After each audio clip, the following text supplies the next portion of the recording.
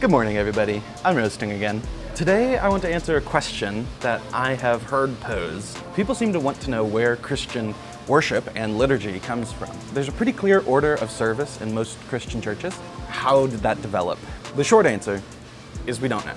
But there is a longer answer, and a much more academic sounding one. Truth be told, we have made some educated guesses. I think a lot of people want to know, are we doing it properly? How do we know that our worship is right? Did Jesus anticipate church looking the way it does today? By our best guess, Christianity probably borrowed its liturgy from Judaism, at least in the early years. That being said, we don't know that for sure. That's based on some solid evidence, but it's not positive. We don't know for sure. What we do know is that synagogues were spoken of fairly positively in the New Testament. My heart, I go 1, 6, 1, 2, 16. 1, 6, yeah. Wow.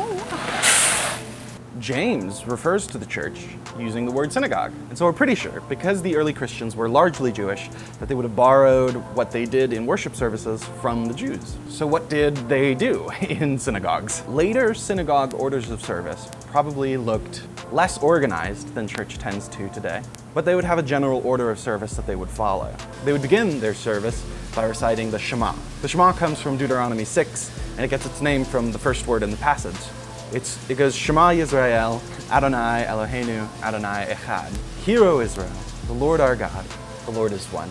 You shall love the Lord your God with all your heart, with all your soul, and with all your strength. That passage is what Jesus later quotes when he's asked, what is the most important commandment? He says, first and foremost, love the Lord your God with all your heart, soul, mind, and strength. And he's riffing off of the Shema.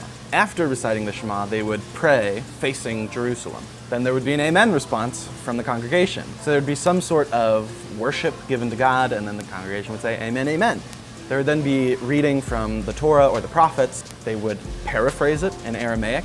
Then there would be a sermon, and then there would be a benediction. There were a few differences that were significant. First and foremost, any competent male could be called on to give the sermon. That would have been scary. The synagogue also served as a public building more than our modern churches do.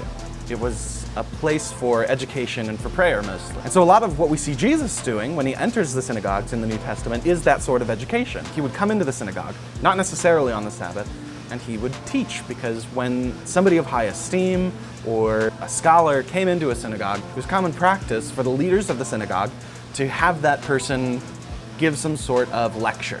Another interesting thing to note is that most of the synagogues at the time were just big rooms.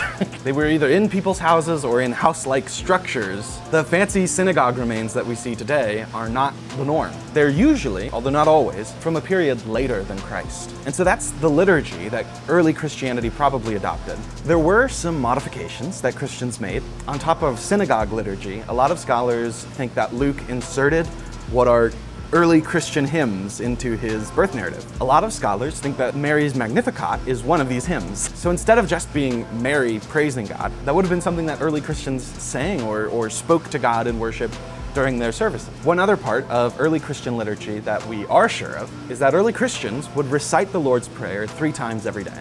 They would do it in the morning, in the evening, and in the afternoon. And that's kind of the vision that we get of the earliest Christian worship. A lot of our worship services still reflect that pretty closely. You can breathe a sigh of relief knowing that what we are doing is what Jesus anticipated. And it's what Jesus probably did. I hope you enjoyed this dive into historic Christianity. Let me know what else you guys want to know about, whether in Christian history or theology or biblical studies or what have you. I have a few other videos up if you wouldn't mind checking those out.